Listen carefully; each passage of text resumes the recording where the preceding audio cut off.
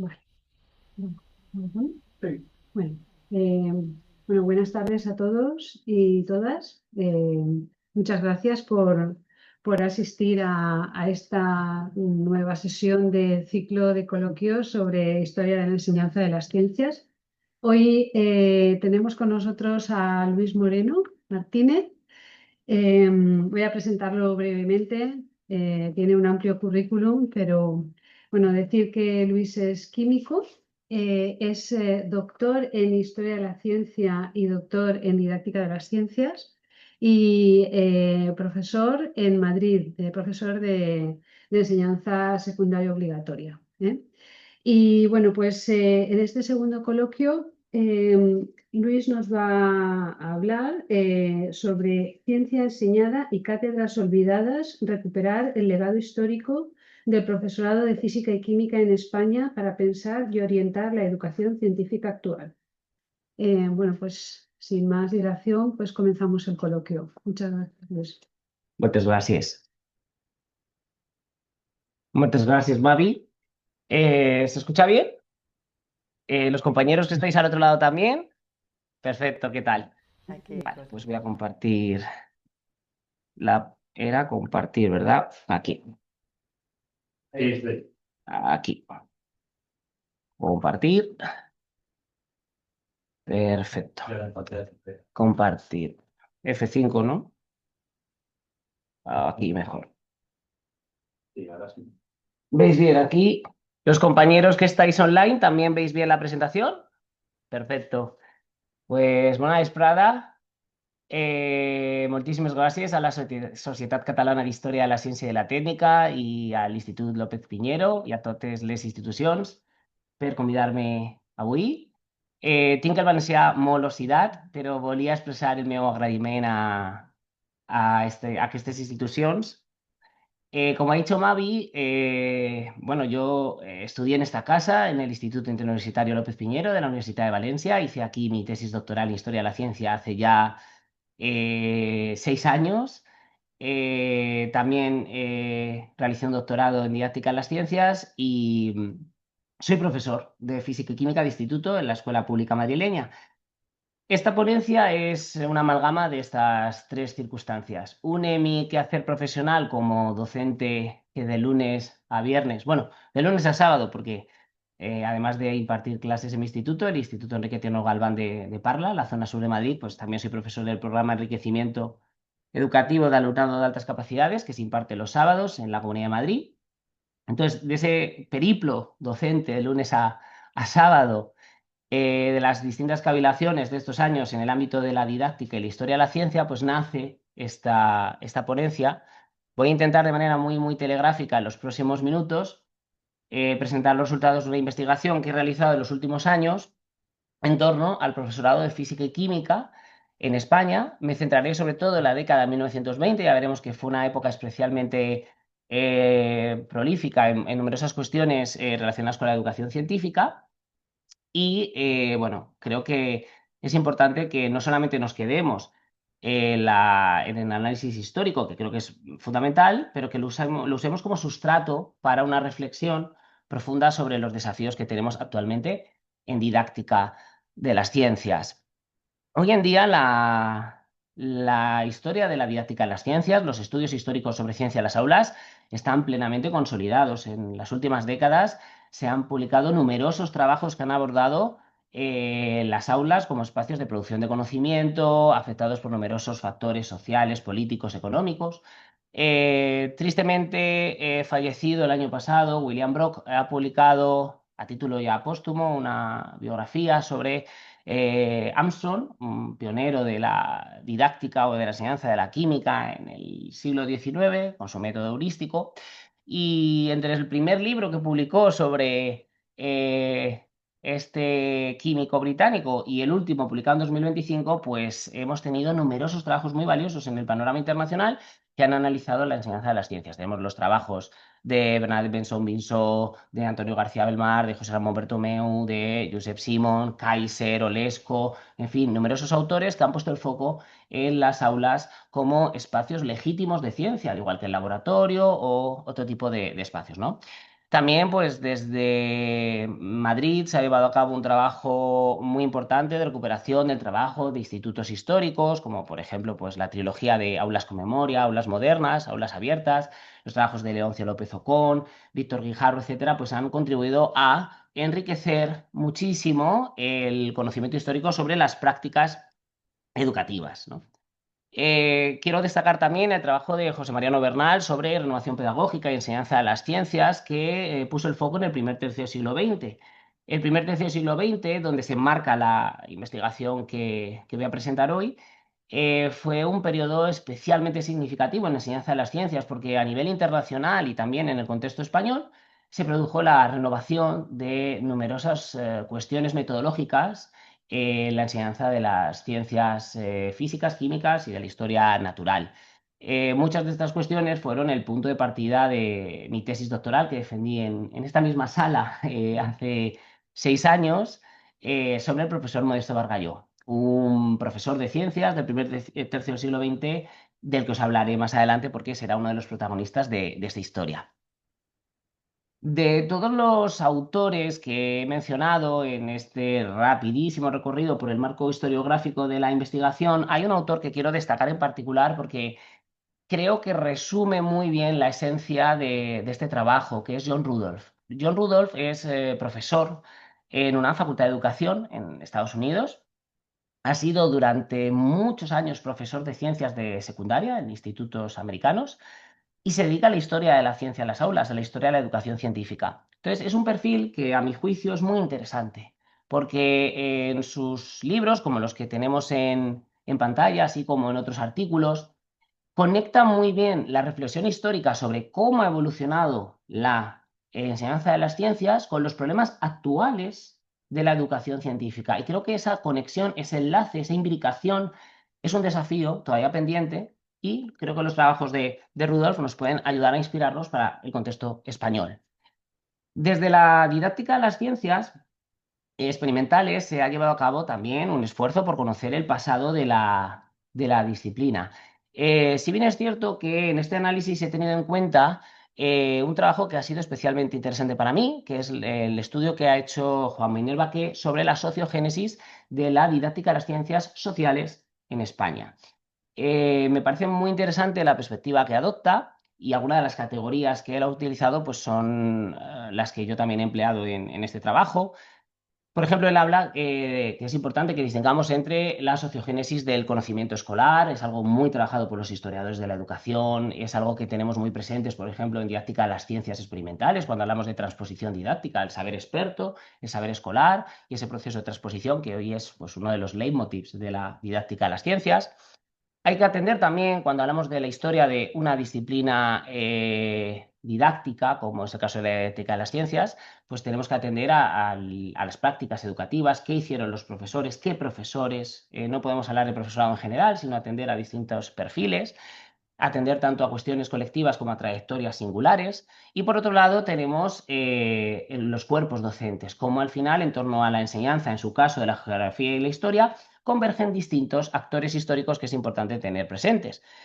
Él decide de manera totalmente premeditada hablar de campo profesional, porque en el momento en el que hablamos de disciplina estamos trasladando también unos esquemas. Al final las disciplinas pues tienen unos lenguajes, unos espacios, unos problemas, unas barreras, etcétera. Y en este caso, pues al hablar de un periodo tan amplio como en su caso fue pues varias décadas del siglo XX, prácticamente hasta el primer y el segundo tercio del siglo, pues al hablar de campo profesional nos evitamos trasladar esquemas, ¿no? de lo que actualmente entendemos como una disciplina académica.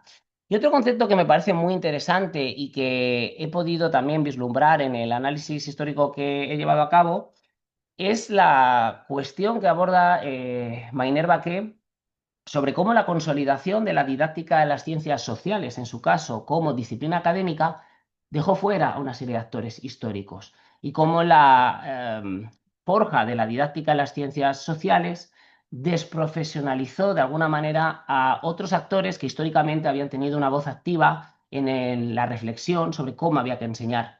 De tal manera que pues, esos docentes pasaron de ser quienes enseñaban a enseñar, tuvieron un papel secundario y pasaron a ser como algo así como aprendices, ¿no? de estos otros docentes que asumieron el papel de formar a los futuros docentes. Creo que es una categoría muy interesante que tenemos que tener en cuenta. Para llevar a cabo esta investigación sobre la historia del profesorado de física y química en España, pues he buceado por distintas fuentes hemerográficas, más de 200 ejemplares de prensa pedagógica publicada en la década de 1920. Las 4 publicaciones que he analizado se recogen en pantalla. Uno es el BILE, el Boletín de la Institución Libre de Enseñanza, una referencia obligada cuando hablamos de renovación pedagógica y enseñanza sobre todo finales del siglo XIX y principios del siglo XX. La revista de Segunda Enseñanza, que fue un esfuerzo del profesorado de la década de 1920 por tener un órgano de expresión para los catedráticos de institutos de distintas especialidades. Revista de Escuelas Normales, que fue el órgano de expresión del profesorado de las escuelas normales de la época, encargados de formar a los futuros docentes. Y Faraday, Boletín de Física y Química, una publicación mucho más modesta, de la que también os hablaré porque tuvo un papel muy importante, aunque bastante desatendido por la investigación hasta fechas recientes. Faraday ha sido considerada una publicación pionera en el ámbito de la enseñanza y la historia de la física y la química en España. Es el resultado de los esfuerzos del profesor Modesto Bargalló Ardèvol, profesor de escuela normal en Guadalajara. La fundó en 1928, solamente duró hasta 1929 y además de compartir experiencias didácticas y compartir distintos tipos de reflexiones sobre cuestiones educativas vinculadas a la física y la química, Faraday era el empeño de un profesor que quería difundir la historia de la ciencia entre el profesorado. Es una cuestión que abordaré más adelante y creo que es importante poner sobre la mesa porque de alguna manera esta ponencia también busca, ¿no? Ir en ese mismo sentido. Todo lo relacionado con Faraday fue publicado en un trabajo en 2021 en Enseñanza de las Ciencias que tenéis disponible en pantalla. Bien, pues desde el prisma que hemos esbozado, ¿no? El marco historiográfico que hemos dibujado muy rápidamente y con las 4 publicaciones pedagógicas que se han analizado, pues vamos a recorrerlas, vamos a bucear, vamos a ver qué encontramos, vamos a ver los distintos actores históricos vinculados a la física y la química, a su enseñanza en la década de 1920, qué decían, sobre qué debatían, qué perfiles tenían, ¿de acuerdo? ¿Sí? Ya se puede minimizar Ah, sí. ¿esto de aquí? Sí. Ah, entonces mejor, ¿no? Claro que no veis esa parte. Perfecto. Cap problema. Bien, pues como decía, ¿qué dijeron estos actores históricos en la época? ¿Qué les preocupaba? ¿Qué les inquietaba? Bien, pues lo primero que vamos a encontrarnos es que había tensiones, había varios colectivos y estaban tensionados entre ellos. Se invita a la hermandad de los educadores, pero como en toda relación de hermandad, pues hay también tensiones, ¿no? Podéis ver aquí cómo en el número de febrero de 1925, desde Revista de Escuelas Normales, pues se explicita esa tensión entre el profesorado de instituto y el profesorado de escuela normal. De hecho, podéis ver cómo se dice que en manera alguna creemos, y jamás se nos ha ocurrido insinuarlo a nadie, que la misión del profesor de instituto exija capacidad inferior a la del profesor de normales. En cambio, entre el profesorado de aquellos centros hay algunos, felizmente muy pocos, que creen que su labor está muy por encima de la de las normales y, obvia decirlo, a 1000 codos de la escuela primaria. La hermandad de los educadores debe ser algo más que una palabra. Vemos esas tensiones que de alguna manera seguimos teniendo hoy en día entre primaria, secundaria, profesores encargados de la formación de los docentes, profesorado de instituto. Vemos que con otros tintes, de alguna manera, es una cuestión con una larga tradición. Había comunicación entre los distintos actores históricos que van a aparecer en las páginas de estas publicaciones, que son principalmente profesores de instituto y profesores de escuela normal. Sí. Por ejemplo, pues podemos ver cómo en Faraday, que es una revista impulsada por el profesor Bargalló, pues se felicita a Margarita Comas por la obtención de su doctorado. Estamos viendo a 2 actores destacados de la renovación de la enseñanza de las ciencias, como fueron Margarita Comas y Modesto Bargalló, en las mismas páginas. Vemos también, por ejemplo, cómo aparecen actores del perfil como Miguel Catalán, a medio camino entre la enseñanza secundaria, la investigación, el mundo de la universidad. Hay que tener en cuenta que no podemos trasladar los esquemas del presente a esta época, donde había era muy frecuente que alguien diera clases en secundaria y también pudiera estar dando clases en enseñanzas universitarias. Y podemos ver cómo pues, Luz Salazar, profesora de escuela normal, pues recomienda libros de pues, un tal Estaleya, del que ya hablaremos porque también es otro actor destacado de este periodo. Pero pese a la invitación a la hermandad, a trabajar todos en comunión y sintonía por la enseñanza de la física y la química, hubo aristas. Y aunque hubo algunos temas que protagonizaron los debates, no fueron abordados de la misma manera por todos los actores históricos. Por ejemplo, el tema central de estas publicaciones en la década de 1120 en torno a cómo enseñar física y química tenía un denominador común, la experimentación. Era el eje que vertebró prácticamente la mayoría de debates sobre cómo enseñar física y química. ¿Cómo había que enseñar? A través de la experimentación. ¿Dónde estaba la diferencia? En cómo se entendía la experimentación. Y aquí podemos ver un ejemplo que yo considero paradigmático. En el número de 1926 del mes de abril de Revista de Segunda Enseñanza, José Estalella, que fue catedrático de Física y Química del Instituto, pasó por Tarragona, pasó por Madrid, también fue una figura destacada también de la divulgación científica, nos decía lo siguiente: con originalidad, con gracia, con ingenio y con habilidad, José Escarpanté, del que ahora hablaré, ha construido en su escuela unos aparatos sorprendentes. Allí van a parar toda clase de desechos: la lata vacía de conservas, el molinillo de café estropeado, los muelles del colchón descompuesto, la lámpara inservible, el paraguas esquelético, el balón reventado, y de este arsenal sacan los elementos de la mecánica y de física. Aquí sí que un amuno quedaría desarmado. ¿A qué se refiere con esto de aquí sí que un amuno quedaría desarmado? Bien. Pues en el Museo Pedagógico Nacional, uno de los centros neurálgicos de la renovación pedagógica de la enseñanza de las ciencias de finales del siglo XIX y principios del siglo XX, capitaneado por Cosío, se hizo una exposición sobre artefactos construidos por distintos maestros de varios países. Y en esa exposición, esta ley ya no da la fecha exacta de cuándo posiblemente visitó la exposición, pero seguramente fue en algún momento de la década de 1910. Bueno, había una máquina electrostática que llamaba la atención sobre todas las demás, que es la que aparece en la imagen.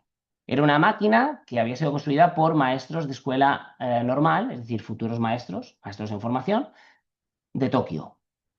Unamuno escribió una reseña de esta exposición alabando esta máquina electrostática, diciendo que era una maravilla en comparación con lo que hacían los maestros españoles. Y claro, José Estaleya pues entró en cólera y dijo que para nada lo que hacen muchos maestros en sus escuelas modestas, como es el caso de José Escarpante, tiene que ser minusvalorado, todo lo contrario, hay que ponerlo en valor. Cuando yo leí aquella referencia a la máquina electrostática en revista de segunda enseñanza, me acordé del Gabinete de Física del profesor Bargalló, una obra que publicó el profesor Bargalló en 1924, que tuvo numerosas ediciones y que, bueno, pues es un testimonio muy valioso de distintas prácticas sobre cómo construir artefactos de física a partir de objetos cotidianos.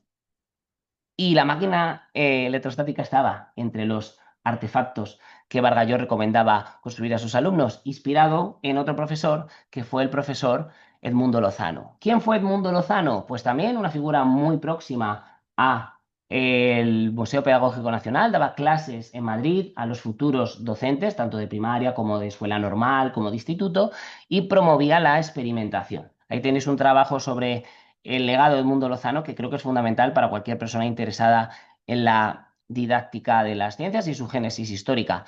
Pues bien, Edmundo Lozano hablaba de un concepto del que también hará uso Bargalló en sus trabajos, que es el hábito científico. Si vemos una búsqueda muy sencillita de, bueno, ¿qué es eso? ¿Cuándo aparece, no? El hábito científico a lo largo del siglo XIX, finales del XIX, principios del XX, vemos que en torno a 1920 tiene un pico, ¿no? Hay bastantes autores que están usando el término hábito científico. Si nos vamos a comparar lo que decía Edmundo Lozano sobre cómo hay que enseñar experimentalmente la física y química, que repito, es un tema nuclear en los debates de la época, pues se habla de que es importante que el alumno cree un hábito a partir de la observación, la investigación, que primero debe ser cualitativo, que después debe ser cuantitativo y que en última instancia se habla de leyes, de teoría, de lo que se llama entonces la doctrina. Pues ahora nos vamos a ir a Bargalló, alumno en los cursos de Lozano que impartía en Madrid. Bargalló habla del hábito científico, como la capacidad de investigar, el fin principal de la enseñanza de las ciencias. Bargalló habla de que hay que observar, hay que experimentar, primero de manera cualitativa, de manera cuantitativa después y finalmente con leyes y teorías, y que en la escuela primaria lo que tenemos que hacer es fomentar la observación y la experimentación cualitativa, poquito a poco cuantitativa, y dejar toda la teoría, leyes, doctrinas, la carga más matemática para los institutos de segunda enseñanza. Vemos notables paralelismos. Estamos viendo en la obra de Bargalló muchas ideas de Lozano resignificadas, transformadas, ¿no? En ese acto tan creativo que es la docencia. Aquí tenemos a otro de los actores que he comentado que es bastante destacado en todas las publicaciones de esta época. Es difícil encontrar algún debate sobre enseñanza de física y química en el que no aparezca esta ley. Pues también nos habla otra vez de observación, de experimentación, ¿no? Habla de que enseñar física no es inculcar conocimientos, sino en recrearlos. Suena muy parecido a muchos discursos actuales en didáctica en las ciencias. El origen de los conocimientos físicos está en la investigación. Ni el libro ni el profesor pueden nunca sustituir a la actividad del estudiante, dándole un papel activo, ¿no? al alumnado en la enseñanza, que es algo, un enfoque muy paidocéntrico, que era un leitmotiv de esta escuela nueva, de estos movimientos renovadores del primer tercio del siglo XX. Pero no son los únicos, fijaros. Tenemos a Margarita Comas. El método es inseparable de la materia misma estudiada. A Luz Salazar, donde habla de cómo sus alumnas habían construido artefactos en las clases mientras se preparaban para ser maestras y pues la alegría, el entusiasmo y lo mucho que aprendían mientras lo hacían. O José de la Puente Larios, catedrático de Física y Química de Instituto, que pasó por Barcelona y también por Madrid. Bueno, pues también habla de la importancia de la experimentación. Es lo que comentaba al principio, es una cuestión central tanto en el discurso didáctico de la época como en las prácticas que los docentes promovían. Y para poder promover la experimentación en la enseñanza de la física y la química, había que superar las lindes del aula. Las prácticas pedagógicas tenían que circular. ¿Y cómo circularon? Pues aquí estas publicaciones jugaron un papel muy importante, porque sirvieron a los docentes para difundir sus prácticas pedagógicas y se creó una comunidad en la que los docentes compartían cuestiones, pues desde cómo era la distribución de sus espacios para la práctica experimental, que es algo que puede parecer trivial, pero aquí el espacio jugó un papel decisivo. Y, por otro lado, ¿qué prácticas hacían? Tenemos prácticas pues, inspiradas en trabajos ingleses, otras donde pues, no se cita la fuente, pero no son en modo alguno experimentos que llamen la atención por su originalidad, pero sí por la modestia material. Había que huir del costoso gabinete de física y química que había protagonizado los institutos, la enseñanza de los institutos decimonónicos y había que utilizar otros materiales mucho más modestos, más asequibles y de esa manera promover la experimentación en el alumnado. Algunos autores consideran esto un tránsito entre una educación elitista propia de finales del siglo XIX a los inicios, muy inicios, de una educación científica más abierta, más para todos, ¿no? Un poco sembrando el germen de lo que terminará siendo a finales de siglo, pues una educación obligatoria, ¿no? Para toda la población. En cualquier caso, con independencia de cómo queramos contemplarlo, lo cierto es que la experimentación pues tuvo un papel muy importante. Aparecen profesores en estas publicaciones, pero no son los únicos actores históricos que hacen acto de presencia. Tenemos alumnos. Por ejemplo, hay artículos, los menos, pero sí hay alguno donde, bueno, pues estudiantes de las normales, futuros maestros en formación, comparten algunas experiencias experimentales que han hecho. O, por ejemplo, también tuvo un papel importante en la figura del inspector. En este caso tenemos a Vicente Valls, que es inspector, fue inspector de educación en Guadalajara, donde da cuenta de un seminario, curso práctico que un profesor de la escuela normal llamado Modesto Bargalló había puesto en marcha para formar a los futuros maestros en las destrezas necesarias para que construyesen los artefactos, ¿no? Sabemos algo más de aquellos artefactos gracias al Gabinete de Física, la obra que publicó Modesto Bargalló en 1924 y que en 1938 ya contaba con más de 4 ediciones. Bargalló hizo gala de sus dotes para el dibujo, para hacer circular entre el profesorado los artefactos pues, que se habían construido en las clases de la escuela normal y también en estos cursos, seminarios, talleres para maestros a los que se refería el inspector Vicente Valls.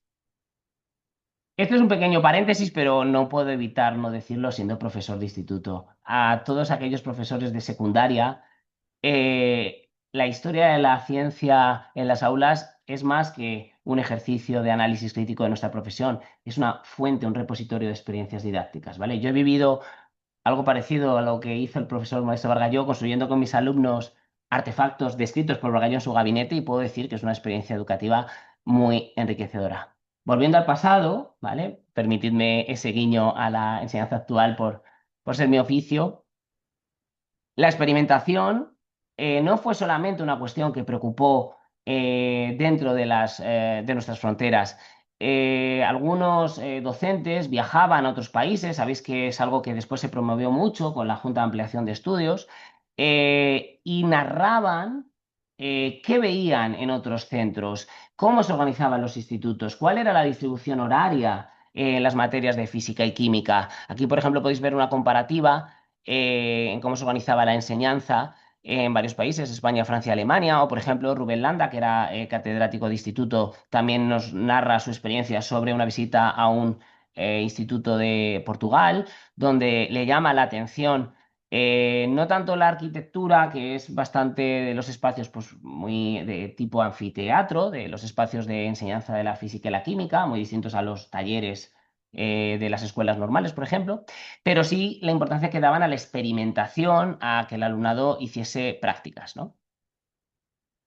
Si la experimentación es el tema central, hay otro tema que se podría considerar secundario, pero no por ello menos importante, que es el currículo. Los actores históricos que dejaron su testimonio en las páginas de revista de segunda enseñanza, El Vile, Faraday y revista de escuelas normales, se quejan de el currículo en el sentido en el que consideran que desatiende sus necesidades o lo que ellos hacen en sus aulas. La experimentación que se intenta promover choca frontalmente con un currículo que hay que impartir, con un examen teórico que se va a exigir a alguien que va a salir de un sistema y que por tanto tiene que estar preparado para ello.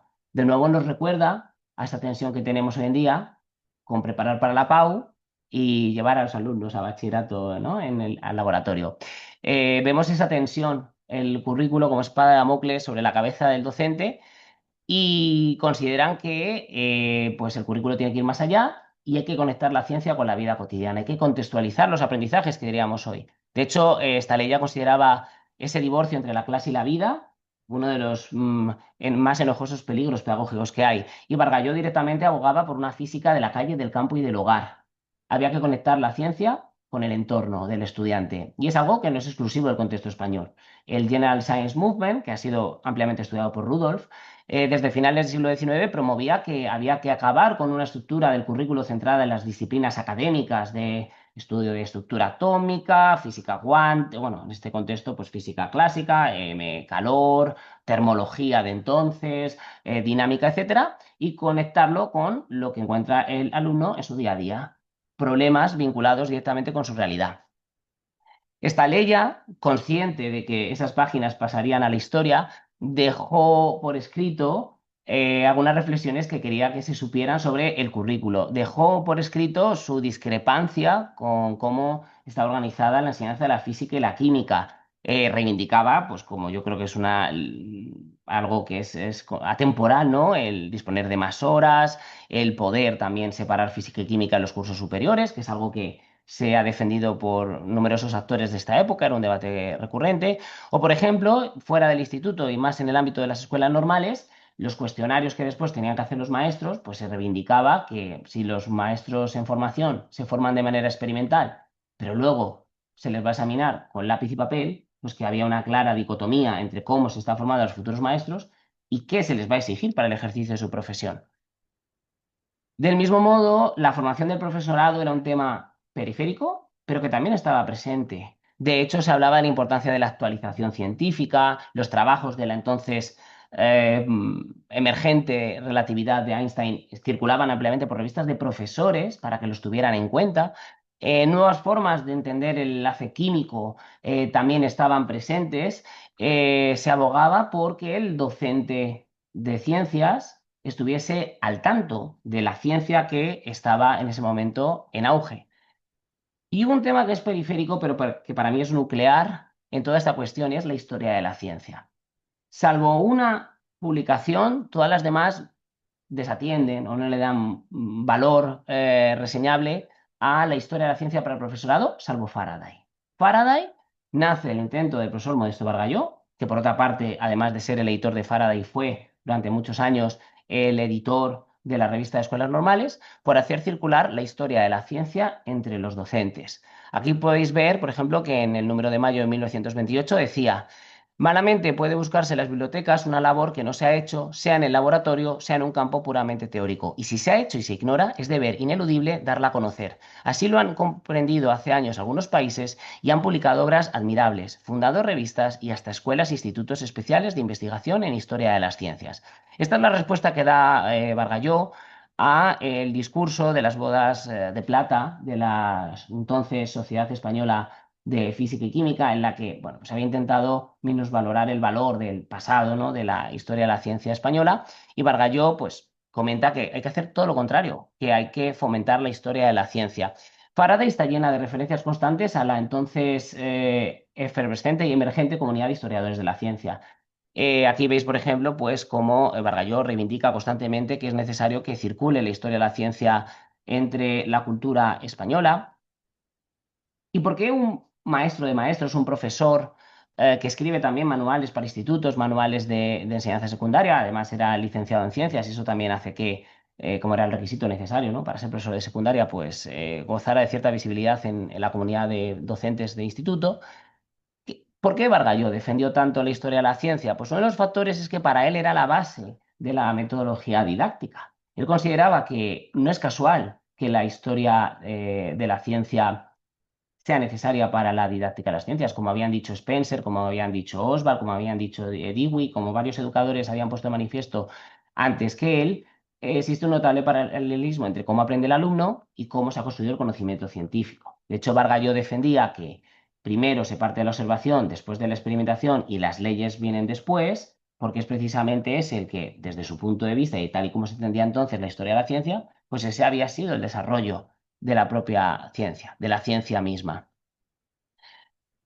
Constantemente hace referencia a lo que están haciendo otros países para fomentar la historia de la ciencia. Aquí tenéis, de hecho, a un valenciano que se menciona en el Congreso de los Historiadores de la Ciencia. Aparece Julián Rivera y Tarragó, y además aparece Carcagente, Valencia, firmado por Aldo Mieli, que para los que nos gusta la historia de la química es una referencia obligada, puesto que fue uno de los grandes historiadores de la química del pasado siglo.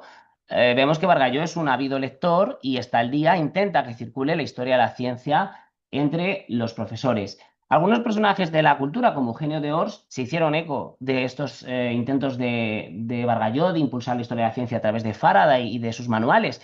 En su manual de física, por ejemplo, para Eugenio de Ors, en la reseña que publicó el 3 de diciembre de 1925 en ABC, decía que podía ser considerado posiblemente uno de los primeros manuales que hacen uso tan prolíficamente de la historia de la ciencia en enseñanza secundaria.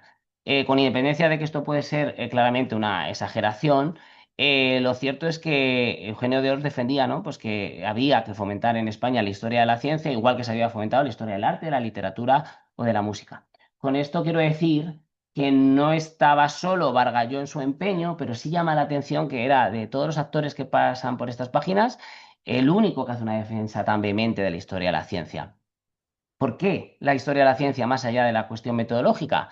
Pues Bargalló nos dejó numerosas pistas en Faraday, que eran extractos de sus manuales y también de reseñas publicadas sobre los mismos. Por ejemplo, él dice: hemos procurado hermanar el sentido experimental, otra vez la experimentación, e histórico con las exigencias de la enseñanza en España. Al exponer las experiencias, principios y leyes de la física siempre que nos ha sido posible, hemos acudido a las fuentes originales. No obedece esta norma a prurito de erudición, sino al sólido convencimiento del gran valor didáctico de los clásicos. Nadie tan anheloso en describir las experiencias y en exponer las leyes con la claridad y sencillez que en general lo han hecho los fundadores de la ciencia.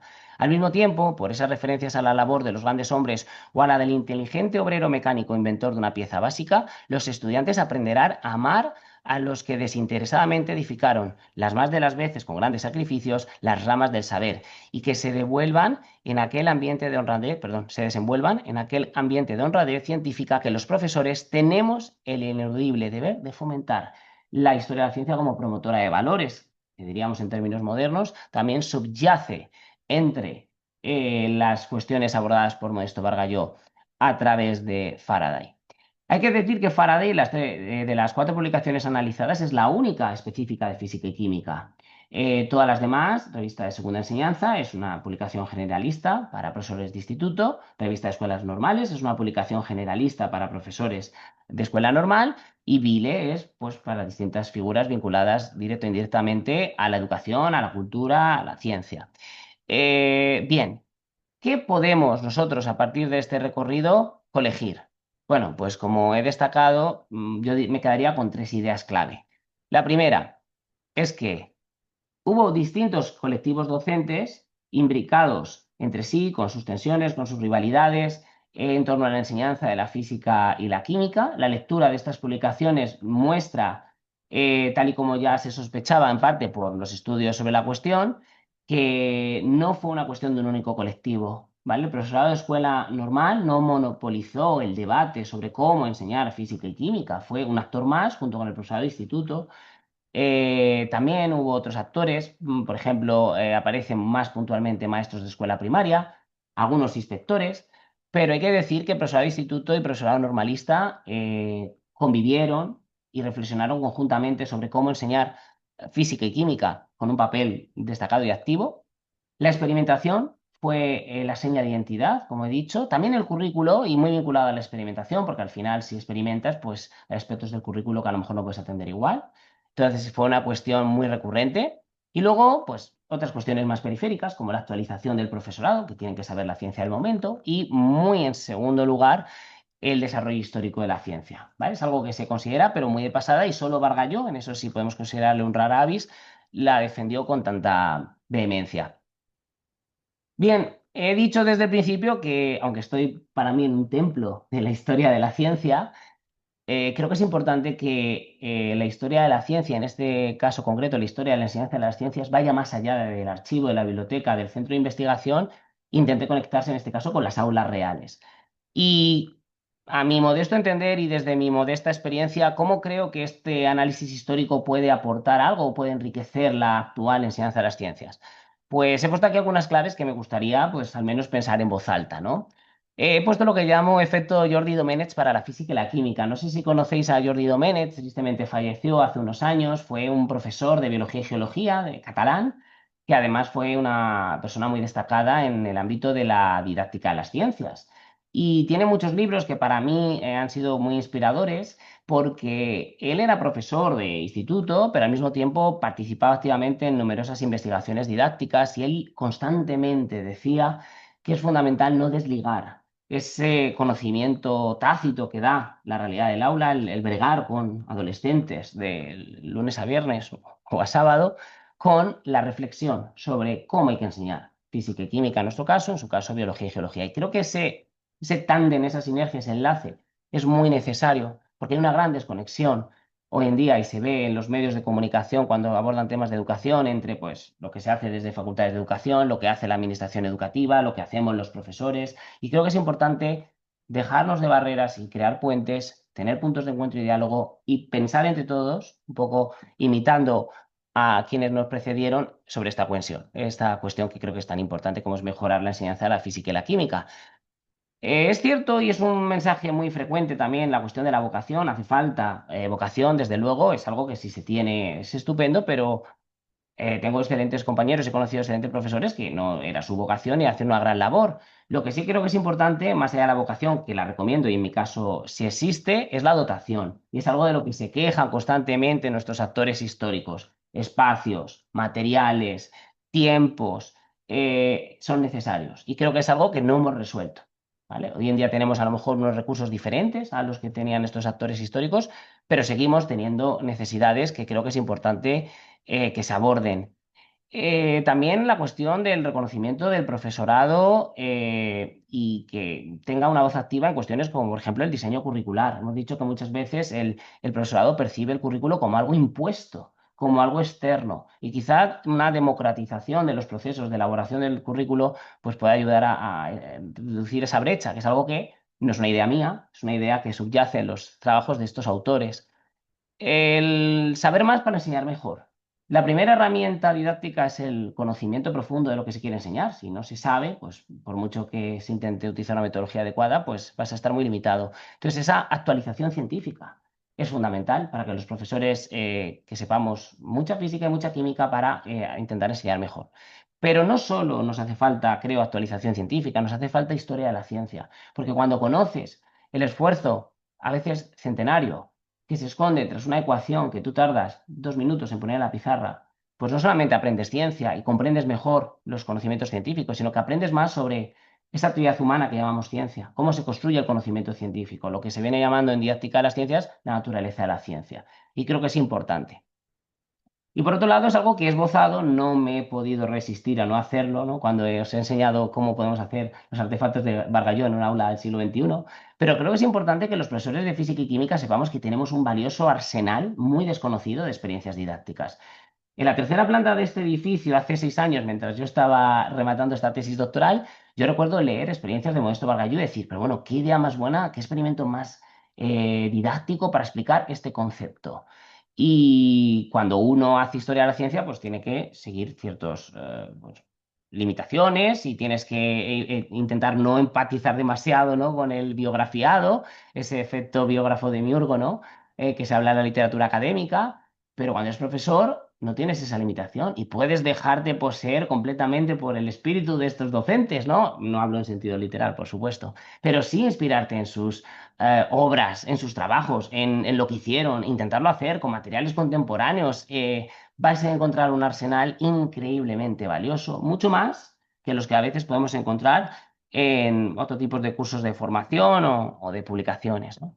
Y pues voy a ir ya finalizando porque me gustaría que, bueno, pues si hay dudas y cuestiones, pues que se planteasen, diciendo que Faraday fue un proyecto fallido, porque solo duró 2 años, pero es un proyecto vivo, ¿vale? Desde el grupo especializado de didáctica, historia, física y la química, que desde el año pasado tengo el honor de presidir, común a la Real Sociedad Española de Física y Química, pues hemos recuperado Faraday, un boletín para que los profesores pues manden publicaciones, abran sus aulas, pero también para que los investigadores en didáctica de las ciencias, más allá de publicar sus investigaciones, pues puedan hacer un resumen y acercarlo al profesorado que lo pueda leer.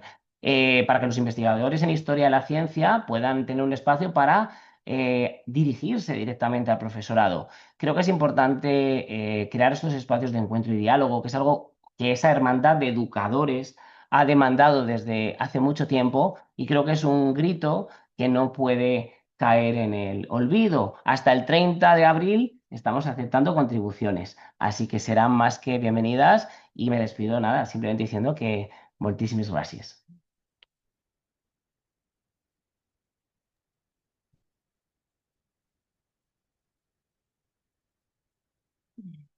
Bien,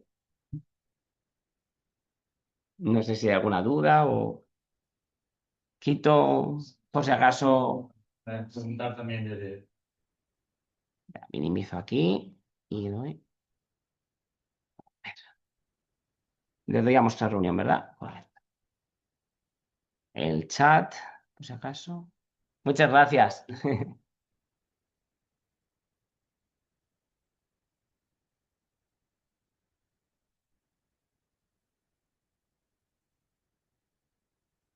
¿Los oímos? Sí, no lo sé, a ver. ¿Me escucháis, verdad? A mí sí.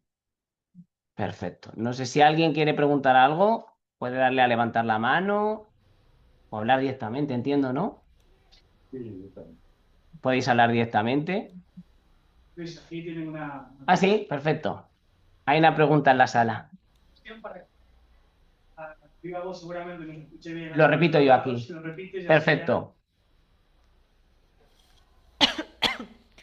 Tomar inspiración para la enseñanza, por ejemplo, de la física o de la química, Ujú, pero de otras disciplinas, como por ejemplo la arquitectura. ujú, Yo soy física teórica, ujú. también ilustradora. Ujú, Tengo que admitir que en mis estudios de física fueron muy teóricos. ujú, Me gustaba, sí, la parte matemática, pero muy teórico. En cambio, la parte de ilustración he tenido mucha experiencia con la experimentación, que es lo que más me ha quedado ujú. y lo que más recuerdo. Entonces, ¿cómo se puede tomar esa experiencia de otras disciplinas para enseñar física química, que es algo tan... Ujú. Yo, Ujú. Para los compañeros que estáis al otro lado, no sé si habéis escuchado la pregunta, comentan cómo poder de alguna manera tender puentes, ¿no?, entre la enseñanza de física y química y otras disciplinas, como por ejemplo las enseñanzas artísticas y demás. Bueno, yo te diría, basándome, ¿no?, en el recorrido histórico, que hay una cuestión muy importante que no he mencionado apenas, pero que fue fundamental, el dibujo, ¿vale? Modesto Bargalló sacó muy buenas notas en el instituto en dibujo, constan en su expediente. Linus Pauling, Premio Nobel de Química y de la Paz, en una carta que escribió a Modesto Bargalló en agradecimiento al envío de uno de sus manuales de química, destaca el dibujo que hizo, las ilustraciones que hizo Modesto Bargalló en su manual de química, porque ayudaba a que fenómenos muy complejos y muy abstractos como los que habitualmente requiere la física y la química eran mucho más visuales, ¿no? El dibujo ayuda a cuestiones muy abstractas, aterrizarlas y pues, hacerlas un poco más asequibles, ¿no?, al discente, al alumnado.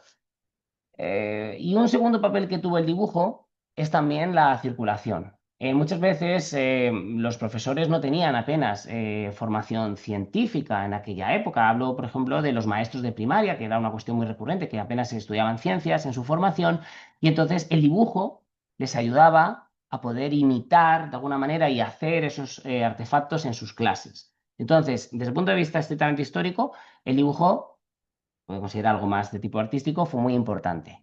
¿Cómo lo podemos trasladar hoy en día a la enseñanza del dibujo? Pues, si te soy sincero, me aventuro muchísimo. Pero, ¿qué nos puede aportar la enseñanza del dibujo a la enseñanza de la física y de la química? Muchísimo. Precisamente para comprender conceptos muy abstractos que el dibujo de alguna manera acerca al estudiante. Los profesores nos pasamos el día diciendo, hay que dibujar. Cuando tú vas a hacer un problema, mis alumnos de física, segundo de bachillerato, muy bien, haz el dibujo, quiero ver qué estás calculando, a qué has llamado R, a qué has llamado H, tengo que verlo, ¿no? Entonces, el dibujo ayuda en términos didácticos y al mismo tiempo yo creo que la creatividad, o sea, la creatividad que hay en el mundo de la didáctica de las artes es perfectamente miscible con la creatividad que implica ser científico. Pero yo creo, y lo hablo porque pues, cuando hablo con compañeros de enseñanzas artísticas, pues que a veces tenemos la creatividad muy atrofiada y ese es algo en lo que nos podemos contagiar. Entonces, quizá no me atrevo a decirle a la didáctica de las artes qué puede aprender de la didáctica de la física y la química, pero sí creo que en la didáctica de la física y la química podemos aprender mucho de los compañeros de arte. Ahí en el chat un comentario. Gracias. Sí, Ancho. Eh, bueno, pues por la presentación. Yo quería sacar la cuestión de cuánto podemos saber a través de tus fuentes sobre la aplicación de este tipo de corrientes, porque siempre está esta cuestión de que encontramos textos y encontramos teorizaciones sobre incluso prácticas, una práctica que se debería hacer en el aula en un texto, pero no sabemos hasta qué punto eso se hacía en el aula, ¿no? Especialmente en el caso, en este caso español y demás, porque, por ejemplo, tan tarde como 1960 sigue habiendo manifestaciones en este sentido. En Santiago de Compostela se hace, por ejemplo, un curso para profesorado de educación de instituto, que es exactamente esta misma visión de prácticas experimentales, de que el alumnado haga cosas por ellos mismos. Entonces, con estas fuentes, ¿cuánto podemos saber sobre la aplicación? Y si es poco, ¿qué fuentes necesitaríamos, si las hay, si crees que las hay, para ver? Comenta Ancho que bueno, las limitaciones que pueden tener este tipo de fuentes para saber, ¿no?, a ciencia cierta, pues si estas prácticas, ¿no?, pues se llevaron a cabo y demás, y cómo podríamos, pues a lo mejor, qué tipo de fuentes podemos consultar a lo mejor para poder complementar el análisis. Yo te diría que la cultura material es clave. La cultura material es clave. Problema, pues que ya sabemos que muchas veces no perdura. O sea, de los artefactos de Bargalló Cuando en su momento hice la investigación, pues no quedó nada, pero es que no quedó nada apenas hasta de los manuales. De hecho, me contaron pues, que encontraban ahí unos libros y unos maderos en una habitación de la antigua Escuela Normal de Maestros de Guadalajara y que fueron muy útiles cuando hacía frío para alimentar el fuego, ¿no? Con esto quiero decir pues que muchas veces no perdura. Y es algo también que creo que aquí los docentes de enseñanzas preuniversitarias tenemos que ser conscientes de que trabajamos con objetos que pueden ser valiosos desde el punto de vista histórico. Y no hace falta trabajar en un instituto histórico, que por supuesto hay institutos históricos que hacen una gran labor y que tienen muy asimilado, ¿no? ese cuidado y respeto al patrimonio, pero muchas veces en los institutos, en parte por falta de espacios, en el momento en el que el departamento, uy, unas cajas del 1970, esto fuera, no, perdona, es que esto es están desgastados, no están desgastados, han usado, faltan piezas, ¿qué pasa aquí, no? Están como nuevos. Entonces yo te diría que ahora mismo estoy con este mismo debate, un proyecto de investigación de un alumno de bachillerato, en mi centro tenemos proyecto de investigación de bachillerato, entonces el trabajo que tiene el estudiante al que tutorizo es hacer una historia de la enseñanza de la física en el instituto, porque han aparecido las dotaciones del ministerio de los años 80 y demás, y pronto cumpliremos 50 años, que no es que sea muy longevo, pero oye, ya son 50 años el primer instituto de la región donde trabajo, que es Parla, ¿no? Entonces, pues contrastando las fuentes, las actas del departamento, qué prácticas se decía que se hacían, cómo están esas dotaciones, porque algunas tienen el precinto, otras no, están mucho más desgastadas. Yo te puedo garantizar que los modelos moleculares creo que se usaron muchísimo, porque no cuadra para nada los átomos que se dice que hay con lo que en la memoria, con lo que realmente se ha conservado o no, se nota, se aprecia el desuso, pero creo que ese diálogo de las fuentes hemerográficas, de los manuales, los cuadernos de los estudiantes, por ejemplo, hay institutos que conservan cuadernos de estudiantes. Tenemos que ser conscientes los profesores de secundaria que también somos un actor importante en cuidar nuestro patrimonio y que lo que ocurre en las aulas también es patrimonio científico. Entonces creo que eso enriquecerá mucho este tipo de análisis, pero bien, no sé si hay alguna cuestión en Leoncio, María, no sé si Solves también, también aquí. Sí, están ahí. Están aquí, perfecto. Sí, Pues mira, con las tareas artísticas. Pues totalmente, María. Gabriela, ¿qué te voy a decir a ti? Perfecto. Me gustaría preguntar sobre las relaciones entre las tendencias de otros países en el periodo. La verdad es que no he hecho el análisis, ¿no? Me he centrado mucho en el contexto español, porque es un primer estadio, ¿no? De pues, un trabajo mucho más amplio que me gustaría llevar a cabo sobre esta cuestión.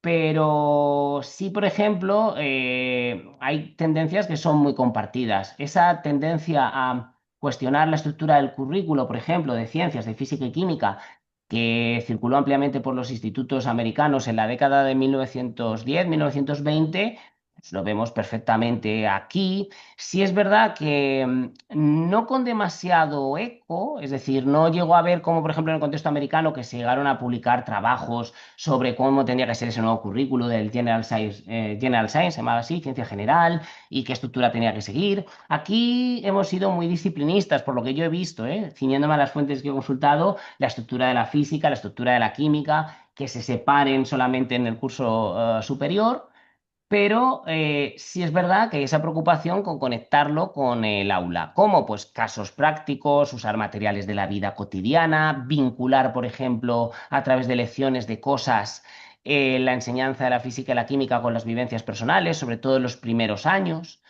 Ha habido pues ese intento de conectar la física y la química con el contexto, pero no lo he llegado a ver, por ejemplo, a la misma magnitud que en el contexto americano, con una asignatura de ciencias generales análoga a General Science. Pero bueno, tomo nota porque puede ser una manera de enriquecer el análisis. Muchas gracias. Leoncio, tienes la mano levantada. No sé si quieres preguntar algo. Sí, Luis. eh, Creo que no se oye. ¿Estás hablando? Sí, pero sí, estoy hablando. le ¿Se me tengo que oye? dar a... Tienes que poner el micro, Leoncio. No lo tengo abierto el micro. No ¿No sé se si me tenemos oye? aquí conectado el audio. Lo tengo A abierto. ver. Problemas técnicos, los están solucionando Leoncio ahora mismo. Vale, pues que intervengan otras Ahora, personas. perfecto, ya se Ahora escucha. bien, de acuerdo. Bueno, felicitarte, Luis, y me suscitan muchas cuestiones tu presentación. Voy a centrarme en dos. Una de ellas es qué importancia le das al libro de Vargas Llosa, Los pensamientos educativos de Cajal, porque claro, esta promoción del hábito científico que tú has planteado en la década de los 20 deriva, a mi modo de ver, del magisterio de Cajal como presidente de la JAE en crear ese hábito científico que se ha visto que ha dado resultados con su premio Nobel. En segundo lugar, respecto ahora a lo que comentabas de vincular la enseñanza de la física y la química con la vida cotidiana, es importante el libro de Estaleya sobre ciencia recreativa, porque una de las maneras de enseñar los fenómenos físico-químicos es relacionados también con los aspectos lúdicos, que es esta enseñanza de hacer los instrumentos ellos mismos de cosas cotidianas, ¿no? Que forma parte de corrientes pedagógicas internacionales, que es una cuestión que yo creo que habría que insistir más de cómo estos didactas se vinculan a las corrientes de la escuela nueva, de toda la renovación pedagógica, donde, por ejemplo, hay profesores que le prestan mucha atención a realizar proyectos. Claro está, tienen el encorsetamiento del currículo, pero hay experiencias novedosas que se desarrollan en los años 20, como es el Instituto Escuela, donde enseña catalán, que sí se quitan ese corsé del currículo y tienen como más libertad de movimientos, ¿no? Entonces, está todo interrelacionado, porque el hábito científico busca la manera de que dinamizar los conocimientos de la materia con lo que están ellos viviendo, sean en las aulas de las ciudades, como yo ahora estoy prestando atención a los maestros rurales, donde también tienen interés maestros bien formados, porque has hablado de varias revistas, pero ahora a mí me interesa una revista de 3 maestros segovianos que se llama Escuelas de España, que explican buenas prácticas en escuelas rurales, donde también se perciben estas preocupaciones, estos intereses. Bueno, ha sido muy estimulante. Creo que el ciclo nos va a permitir seguir profundizando en estas cosas, pero eso, todavía tenemos cosas en las que seguir avanzando. Y la última cuestión es que quiero hablar de la Asociación de Institutos Históricos, donde hay profesores como tú que están procurando conectar el patrimonio histórico-educativo que existen en sus centros de enseñanza, muchos de ellos creados en el siglo XIX, con la didáctica actual para motivar a sus alumnos en las enseñanzas. En fin, esto lo conoces porque editan una revista que se llama Gabinetes y ahí hay un movimiento renovador también interesante. Sí, ya está. Muchas gracias, Luis, y muchas gracias a todos. Muchas gracias a ti, Leoncio. Y vamos, totalmente de acuerdo con todo lo que has comentado. Creo que es importante poner estos temas sobre la mesa y que pues vayamos enriqueciendo el conocimiento histórico sobre una profesión tan longeva como es ser profesor de física y química. Por cierto, el libro de ciencia recreativa de esta ley que comentas, efectivamente, de hecho es citado por maestras en formación y por las profesoras de escuelas normales porque les ayudaba mucho a diseñar experiencias amenas, atractivas, acercar la ciencia al alumnado. O sea que sí, que esta ley ya, por ejemplo, la ciencia recreativa también tuvo un papel muy importante. Y totalmente de acuerdo con lo de los institutos históricos. Estoy pensando en los compañeros de Isabel la Católica de Madrid, con todo el trabajo que han hecho, por ejemplo, de los cuadernos, que hablábamos antes de recuperar cuadernos, por ejemplo, de estudiantes y que eso ha enriquecido mucho el análisis. O, por ejemplo, los compañeros del IES San Isidro, que están haciendo ahora un trabajo muy importante de divulgación de pues, todos los materiales que había en la cátedra de física y química. O sea, que me alegra mucho que digas todo esto porque creo que este es un punto de encuentro. Necesitamos a gente que venga de la historia de la ciencia, el profesorado de instituto, maestros, y personal, por supuesto, de didáctica de las ciencias, que son fundamentales en esto. Necesitamos trabajar en equipo porque hay trabajo, hay mucho hecho, y tú eres uno de los que ha hecho mucho por este campo, pero pues bueno, creo que tenemos que seguir trabajando en ello y bueno, cualquier persona que se quiera sumar, yo creo que va a ser bienvenida. Gracias, gracias. Sí, Jordi Solves. Sí, hola. En primer lugar, felicitarte por tu charla. La verdad es que con una trayectoria tan similar a la mía, que empecé también de catedrático de instituto hace un porrón de años, me ha encantado tu charla desde el punto de vista de poner en relieve el papel de los institutos. Como actual director de enseñanza de las ciencias que soy y constatando que lamentablemente la sección de historia y epistemología de las ciencias en las que tú has publicado un par de artículos. Últimamente hay muchas secciones, muchos números en los que se queda vacía. Invitar aquí a todos los participantes que sepan que ahí hay un espacio y que tú lo has sabido aprovechar muy bien. Y mi pregunta iría en la línea de que, claro, has contado cosas que tienen una actualidad total. Yo también he trabajado, he dirigido una tesis sobre ciencia recreativa y claro, para mí esta ley era un referente, ¿no? Y entonces, claro, lo que pasa es que todo esto se perdió por el franquismo y me gustaría, o sea, el franquismo arrasó con toda esta innovación y cuando llegamos nosotros en los años 70, 80, no enlazamos con ella y tuvimos que empezar casi de cero. Y me gustaría que comentases algo de este aspecto a quienes afectó. Yo sé, por ejemplo, el caso de Margarita Comas que has comentado, etcétera, etcétera. Me gustaría que hablases un poquito de eso y cómo esto truncó una trayectoria que ahora se está repescando a posteriori. O sea, Ujú.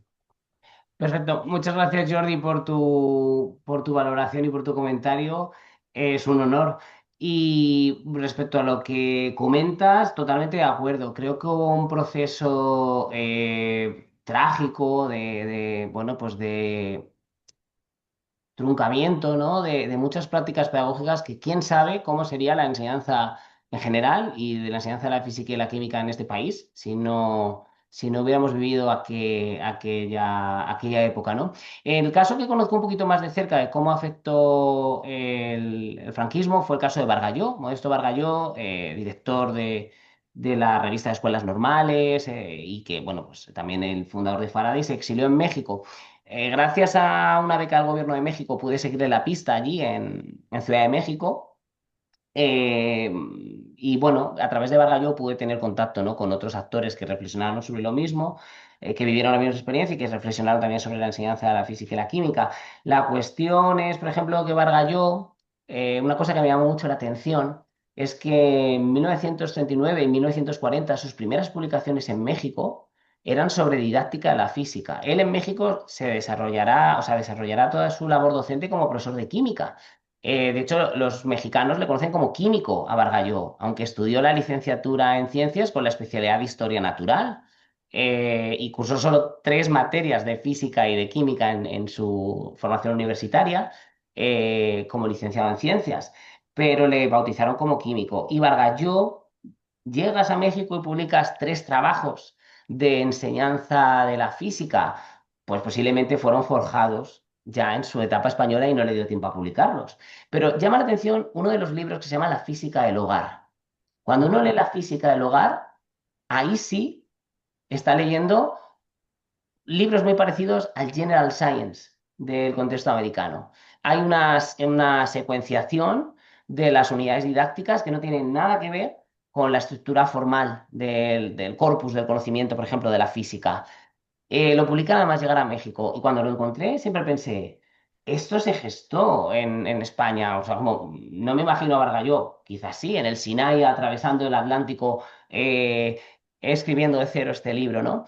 Pero él en ese libro, por ejemplo, y en otros que publicó, como la física de la escuela primaria, alude también a su taller de física en la Escuela de Maestros de Guadalajara. Es decir, que todas estas iniciativas, todas estas esta defensa a ultranza de la experimentación y de conectarla con la historia de la ciencia, en el caso bargallano, que es el que estoy hablando, por el que me permite ver la conexión con la influencia del franquismo y el exilio, pues en el caso de Bargallo está claro que hubiera eclosionado en una estructura de la enseñanza de la física y la química en consonancia con corrientes internacionales, como lo que decía Leoncio. O sea, esa física del hogar de Bargalló es una versión en castellano muy parecida a los libros de ciencia general, ¿no? Que circulaban por otros, por ejemplo, en el caso americano.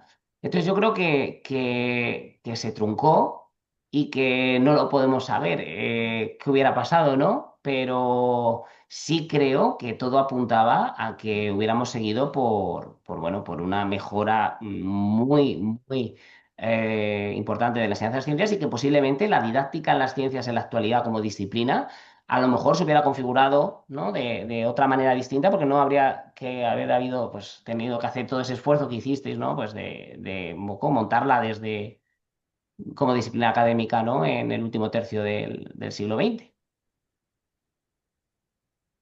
Gracias. Gabriela, Sí, Luis, ¿cómo estás?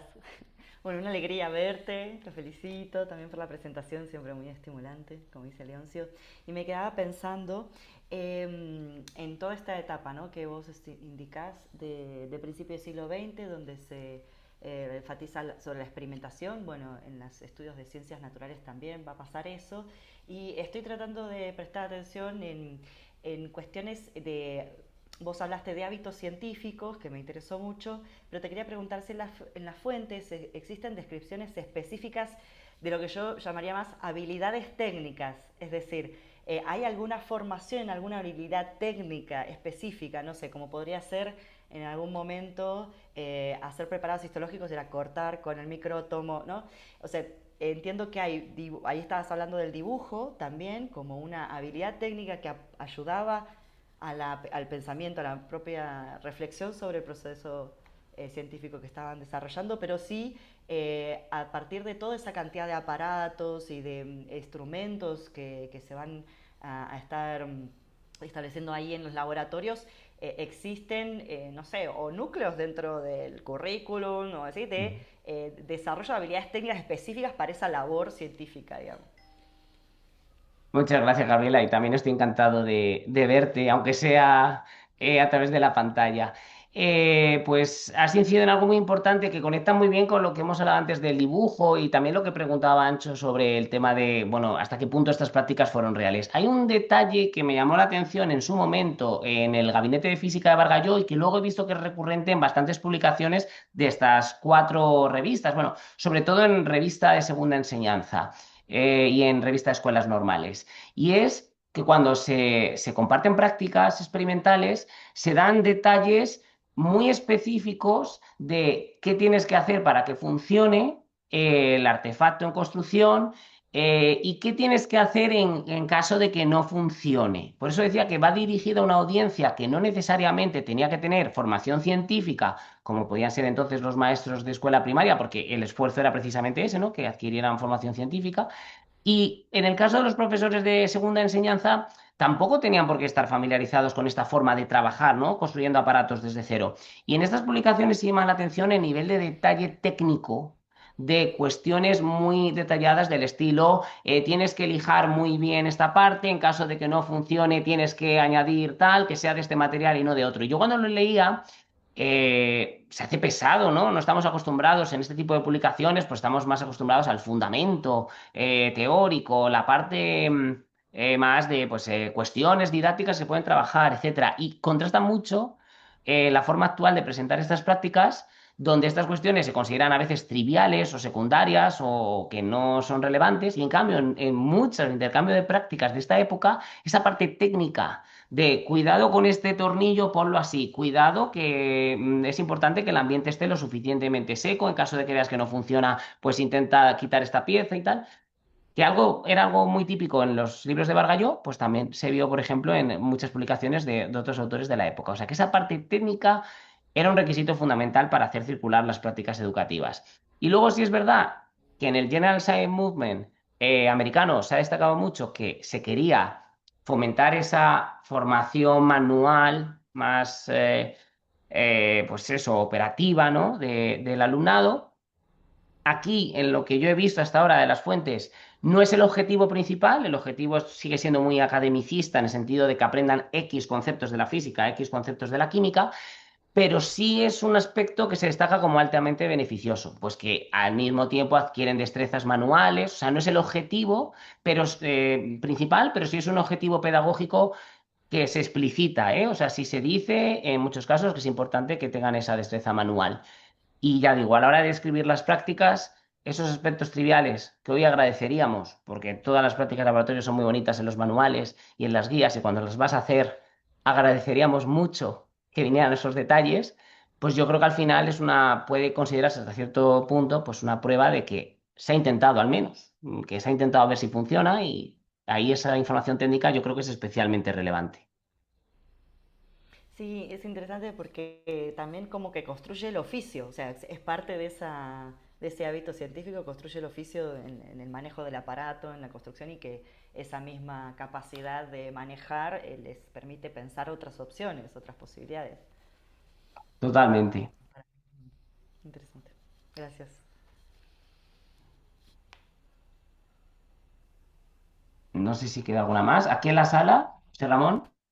Sí, va a felicitarte por la presentación. Es muy difícil que concurran todas las características que se deben dar, ¿no?, para hacer una investigación de este tipo y además la posibilidad de aplicarlo en la práctica docente, ¿no?, cotidiana. Entonces, creo que las iniciativas que has señalado, tu propia investigación, tu propio trabajo, tu labor desde la Sociedad Española de Química, creo que es un modelo, ¿no?, de cómo este tipo de investigaciones pueden ayudar a lo que es nuestro objetivo como historiadores, al final, a propiciar una reflexión en los ámbitos en los que trabajan. Y en este caso es evidente en el ámbito docente, ¿no? Yo me gustaría que si pudiéramos a lo mejor cartografiar más lugares donde ese escenario se puede seguir desarrollando. Aquí hemos hablado varios, ¿no? Se ha hablado de la sección de Historia de la Ciencia en la revista Enseñanza de las Ciencias, ¿no? Leoncio planteaba la Asociación de Institutos Históricos, otro ejemplo interesante. Aquí tenemos mañana la matinal de Historia de la Ciencia, ¿no? Un lugar de encuentro entre profesorado, investigación didáctica de las ciencias e historia de la ciencia. Y quizás, no sé si habría también desde las sociedades científicas, la Sociedad Catalana de Historia de la Ciencia tiene también un área dedicada también a este tema, tiene un premio también en esa línea. Bueno, hay muchas cosas, ¿no?, que se están haciendo y quizás a lo mejor habría que llegar a un cierto grado de coordinación entre ellas, ¿no? Y yo creo que en ese sentido tu trabajo permite conectar, ¿no? Mi pregunta va en el sentido de conectar las reflexiones que hace Bargalló como persona que se interesa por la historia de la ciencia, en concreto en el campo de la formación del profesorado. No ya en la práctica docente, sino cómo las reflexiones de Bargalló nos pueden servir para pensar cómo se puede utilizar la historia de la ciencia en la formación del profesorado, conectándolo con el debate actual. Hemos visto con publicaciones de artículos en varios periódicos acerca del futuro que va a tener el máster de formación del profesorado, ¿no? Sabes que hay muchos debates en torno a los temas. Luego la reflexión de Bargalló, con su peculiaridad de uso de la historia de la ciencia, frente al resto que has señalado, permite pensar la forma de la formación del profesor en la actualidad y en concreto el papel de la historia de la ciencia. Perfecto, para los compañeros que estáis al otro lado, resumo. Básicamente, José Ramón plantea dos cuestiones. En primer lugar, la importancia de crear pues, puntos de encuentro entre pues, instituciones, espacios, un poco colaborar entre todos, ¿no? Los que confluimos en estas cuestiones, la historia de la ciencia, las personas dedicadas a la didáctica. Que es muy importante, ¿no? Que intentemos crear esos espacios y fomentarlos y coordinarnos entre nosotros. Y por otro lado, una pregunta, que es cómo de alguna manera el caso de Modesto Bargalló nos permite ver las potencialidades que tiene la historia de la ciencia en la formación del profesorado. Pues bien, respecto a lo primero, totalmente de acuerdo. Creo que es fundamental que construyamos esos espacios o que fomentemos los que ya existen para que gente que trabaja en didáctica de las ciencias, gente que trabaja en historia de la ciencia, los profesores de secundaria, las administraciones públicas, legisladores, creo que es importante, ¿no? que todos vayamos en un mismo sentido.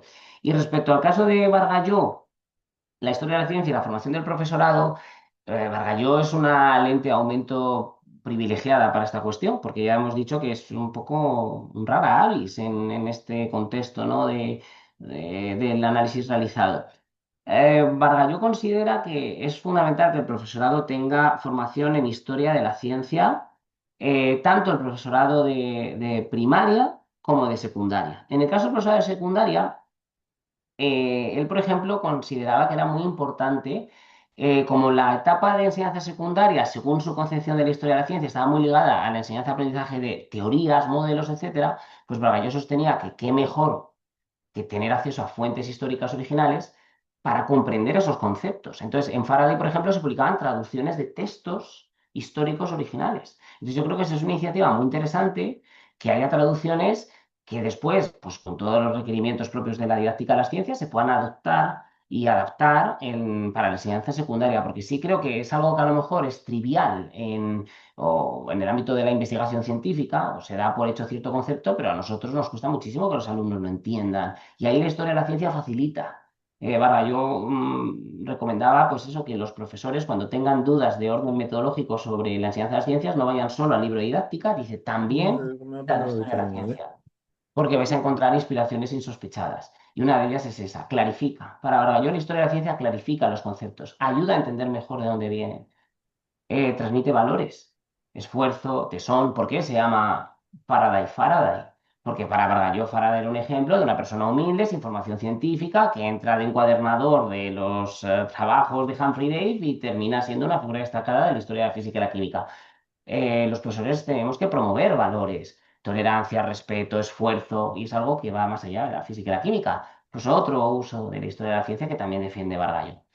Y por supuesto, la historia de la ciencia, además de darnos personajes, biografías que pueden ayudar a nuestros alumnos y de darnos herramientas para los conceptos, la historia de la ciencia también nos da prácticas. O sea, Bargalló se inspira en muchas ocasiones en experimentos históricos para hacer sus experimentos didácticos. Obviamente no busca la reproducibilidad, pero eso se ve muy bien en los libros de bachillerato. Los manuales que tiene para bachillerato, respecto a otros manuales más generalistas que él mismo publica, más centrados en el contenido, sus manuales para bachillerato eran experiencias didácticas y siempre con lo que él llamaba una nota histórica. Este experimento está muy bien para trabajar este concepto, está muy bien para trabajar X destrezas experimentales, pero ir más allá. Es decir, ¿qué repercusión tuvo este experimento? Porque cuando haces una electrolisis, no solamente estás aprendiendo sobre reacciones químicas o estás aprendiendo a trabajar con seguridad con la electricidad y el agua, estás aprendiendo también que gracias a la electrolisis, pues se descubrieron nuevos elementos. Gracias a la electrolisis, pues terminó de aceptarse que el agua no era un elemento, sino era un compuesto, o sea, contribuyó. Entonces, estás aprendiendo sobre cómo se ha desarrollado la propia ciencia. Entonces, yo diría que ese es el triángulo de Bargalló para la historia de la ciencia. Por un lado, aprender mejor los conceptos de manera más profunda, más clara. Por otro lado, promover valores adecuados. Y por otro lado, inspirarnos en prácticas experimentales que pueden ayudar a que el alumno aprenda la ciencia y aprenda también, pues, de dónde viene el conocimiento científico. Y creo que para eso, pues, es fundamental conectar a los historiadores de la ciencia con los didactas de las ciencias y, por supuesto, con el profesorado. Así que invito a ese enlace triple, que creo que es muy importante. ¿Sí?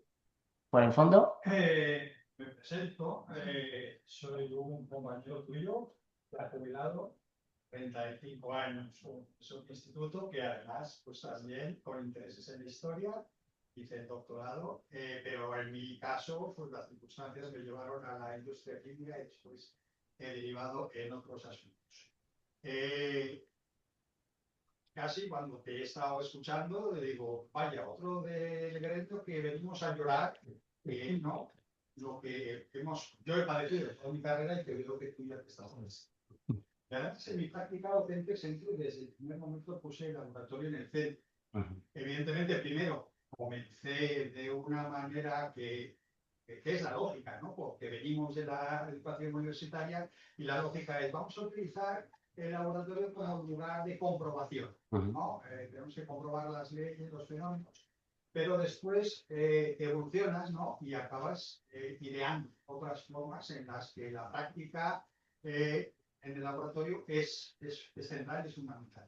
Pero bueno, ahora yo te planteo otra cuestión como historiador, pero que sepas que me siento muy próximo a tus ideas y a ese sentir, ¿no? de la administración que legisla sin consultar, bueno, etcétera. Mucho problema, no vamos a llorar. Pero la cuestión que te voy a plantear es la siguiente. En mis investigaciones, sobre todo en la Universidad de Zaragoza, encontré un grupo de doctores y sobre todo de doctoras.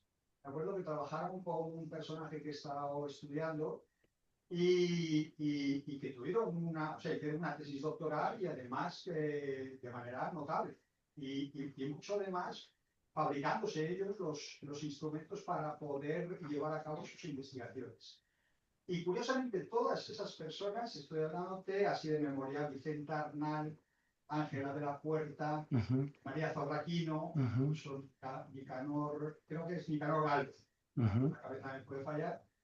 Todos ellos acabaron después como catedráticos de física.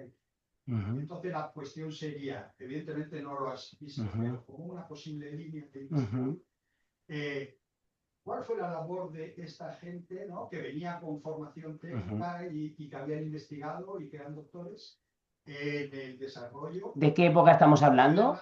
Estos todos sí sacaron una tesis doctoral entre mediados de los años 20 y primeros años 30. Entonces, toda esta gente se incorporó como catedráticos y como línea posible de investigación para tirar por ahí.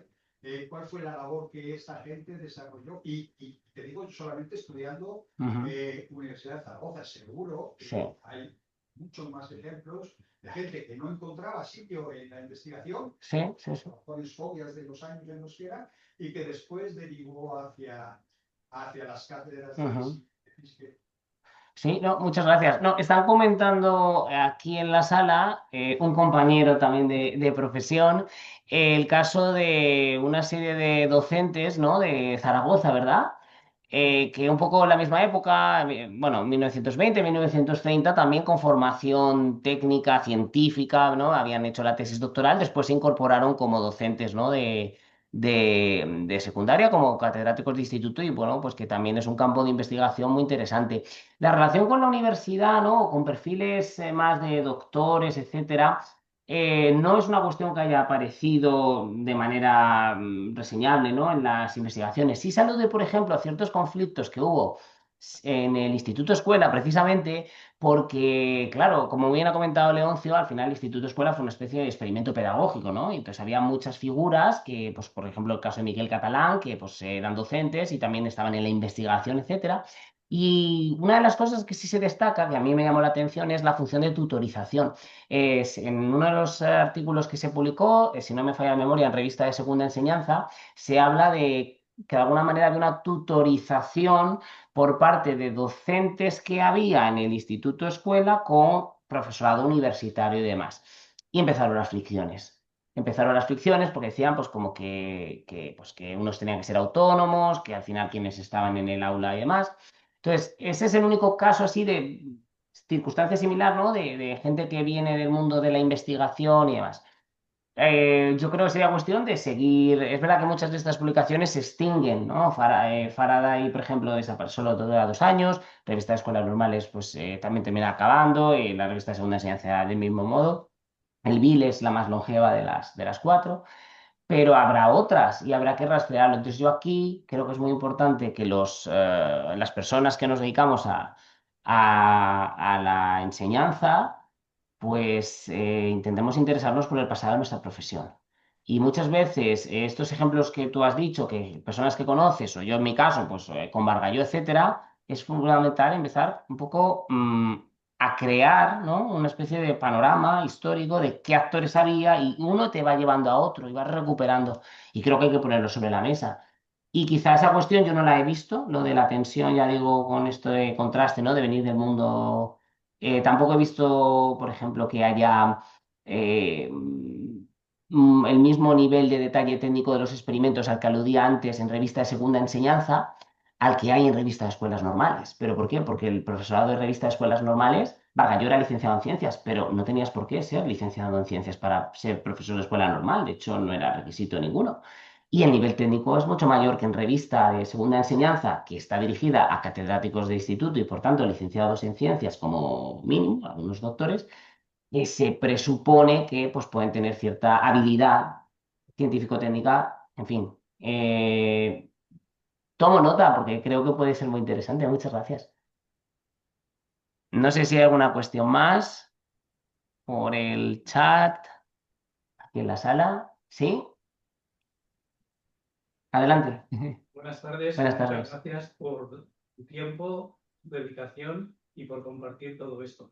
Yo lo primero que me imagino en la época de la que estás hablando, Ujú, por mis orígenes, ujú, concretamente mi padre, mi abuelo, estamos hablando de la España rural, la España vacía, la España analfabeta, ujú, y quien tenía un poquito de iniciativa, porque las escuelas no es como ahora, que en un lugar más recóndito, pues con un autobús o como sea, pues la gente está escolarizada, y eso ha sido algo positivo, siempre lo ha sido. Quien quería salir de esa ignorancia recurría, cuando tenía medios, a la formación por correspondencia. No sé si en el estudio que has realizado aparecía algún comentario a este respecto.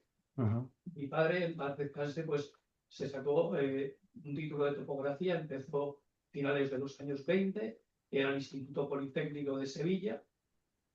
Consiguieron que a través de lo que fue aconteciendo después, se reconociera esa profesión, ujú, aunque no estuviera titulado. De hecho, la escuela de topografía fue bastante posterior. Y bueno, hay documentos ahí de la política de topógrafos no titulados, topógrafos titulados, etc. Bueno, me estoy desviando de la No, no, pregunta. pero... La cuestión es si en ese recorrido, porque claro, estamos pensando en siempre enseñanza presencial, Claro. cuando en el catálogo, que lo tengo en casa como un tesoro, aparecen cursos de física y de química por correspondencia. No estamos hablando de la UNED, que también quería hacer prácticas. ¿De qué manera se ingeniarían para poder, de esa manera autodidacta, a base de manuales y de ejercicios prácticos que serían por correspondencia y demás, Sí. entrar en la intríngulis de lo que es la física y la química? No sé. Sí. Quizás sea un campo muy difícil, porque No, pues comentan aquí en la sala la circunstancia, por ejemplo, que cómo se formaba mucha gente, ¿no? Que vivía a lo mejor en entornos rurales y podrían estudiar a distancia o por el tema de la formación científica. Mira, el caso de Bargalló es un caso que me viene como anillo al dedo, porque Bargalló, después de estudiar en Madrid, en la Escuela de Estudios Superiores de Magisterio, obtiene el título de profesor de escuela normal. Margarita Comas, por ejemplo, que también ha salido en la presentación, también se formó en la misma escuela, obtiene plaza como profesor de Guadalajara y se va a Guadalajara a ejercer. Él estudia desde 1913 a 1931 como alumno libre la licenciatura en ciencias. Es decir, él preparaba por su cuenta las asignaturas y se presentaba a los exámenes oficiales y su expediente es discontinuo. Entonces, en su caso, por ejemplo, cursó la licenciatura de manera autónoma. Ya digo, era una manera también, ¿no? Esa opción de como alumno libre que asistías, se examinaba y podías cursar la materia. Esa era una opción. Y luego sí es verdad que se alude a los que llaman cursillos de perfeccionamiento, ¿vale? Había muchos cursillos de perfeccionamiento, llamados así en la época, pero sí es verdad que siempre estaban muy destinados pues, a maestros.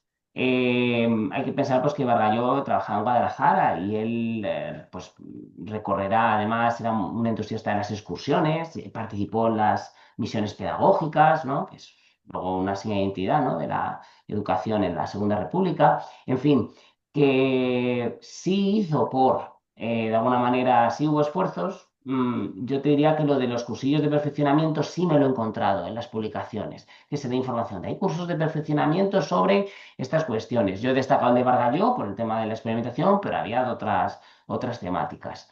Pero es verdad que hay que tener en cuenta el sesgo de a quién va dirigida la publicación. La publicación va dirigida a docentes, por tanto es gente que ya se presupone, bueno, pues que tiene una cierta formación, aunque sea inicial. Pero sí, ya digo que también sería muy interesante comparar el caso de las grandes ciudades, ¿no? A lo mejor con entornos más rurales, pero yo creo que ahí sí vamos a encontrar pues muchos elementos diferenciadores, ¿no? Muchas gracias. No sé si queda alguna cuestión. ¿Sí? ¿Simo? Yo quería preguntarte también por el tema del uso de la historia de la ciencia, Ujú. pero no tanto en con qué motivación la utilizas, sino de dónde se nutre para, digamos, para utilizar la historia de la ciencia, porque has comentado el caso de Andomier, Ujú. ahí habrá ya algunas publicaciones Sí. de historia de la ciencia que circulan, pero no sabes si llegan, Ujú. en las que se inspira, si has hablado también de textos, digamos, clásicos que se Ujú. conocen. Sí. ¿Cuáles son las fuentes, digamos? A ver, Bargalló, por cierto, antes ha comentado y va a salir ahora el caso de Cajal. Bargalló pidió una pensión para la JAE, para visitar París y Londres. Su objetivo era hacer una historia de la teoría atómico-molecular y quería, pues bueno, pues visitar algunos centros, ¿no? En París y después con posibilidad de movilidad a Londres. Se la denegaron. Y entonces, llevado por ese motivo de denegación, escribe a Cajal. Tenía mucha admiración por Cajal, como ha dicho Leoncio antes, publicó un libro sobre el pensamiento de Cajal sobre la educación. En una de las fotos, bueno, ilustraciones de su aula, hay un pequeño cuadro, es Cajal. Está como si Cajal presidiese, ¿no? su aula de ciencias.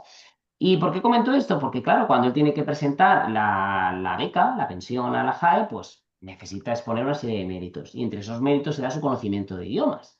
Dice pues que conoce, él es catalán, entonces habla catalán, castellano, dice que francés, también comenta que algo de italiano y alemán. Bien, eso es lo que dice en el currículum. Ya sabemos que los currículum cuando se piden este tipo de cuestiones, pues a veces digamos que no son 100%, ¿no? No están 100% ajustadas a la realidad. Cuando uno ve las notas a pie de página en los manuales, cuando hace referencia a la historia de la ciencia, generalmente vienen de traducciones francesas. O sea, él consultaba muchos libros franceses de autores de historia de la ciencia, de la física y de la química. La mayoría de autores eran franceses. Em, no me consta, no encontré en ningún lado que él asistiera a algún tipo de encuentro en sus años en España. Sé que en México sí asistió a diversos congresos de la Sociedad de Historia de la Ciencia de entonces y demás. En España no he visto esa movilidad, pero lo que me hace ver la bibliografía que él cita y el nivel, ¿no? de detalle con el que cita, hace traducciones constantes al castellano, ¿no? de obras, la mayoría son francesas y son casi todos libros de historia de la ciencia publicados en francés, prácticamente casi todos. Él dice que es alemán, si es verdad que él hace la traducción de la obra de Oswald, Elementos de Química, al castellano, pero siempre sus fuentes frecuentes y demás en todos sus manuales para introducir historia de la ciencia en las aulas, siempre es, en la mayoría de casos, obras en francés. De historia de la química, historia de la física en francés. Es muy frecuente la referencia a... Y bueno, luego el hecho de que quisiera ir a París a pedir la pensión, o sea, visitar allí. Sé que tenía gente en Francia, porque cuando se tiene que exiliar, comenta algún paso, en algún punto es gracias a unos amigos franceses que tiene, un matrimonio de un farmacéutico, si no recuerdo mal. Entonces, posiblemente, pues tenía conexiones, ¿no? con gente de Francia que a lo mejor le podían facilitar libros, y esos libros eran los que él usaba. Pero volvemos a lo mismo. Hemos visto la importancia del dibujo, pues aquí vemos la importancia de los idiomas, ¿no? Cuestiones así periféricas a veces, ¿no? Pero que fueron muy importantes también para la circulación, ¿no? de estas temáticas. ¿Bien? ¿Alguna cuestión más? Creo que no me dejaba nadie en el chat, ni aquí que esté pendiente de respuesta, y aquí en la sala, creo que ya tampoco, ¿no? Pues despido. Bien, pues muchísimas gracias a todos por la paciencia, por haber estado ahí. Espero que hayáis podido seguir bien la charla y que os haya parecido interesante, ¿de acuerdo? Pues muchas gracias. Gracias a Adiós. todos. Chao, chao. Y le doy a finalizar la reunión, ¿verdad? Un aplauso, ¿no?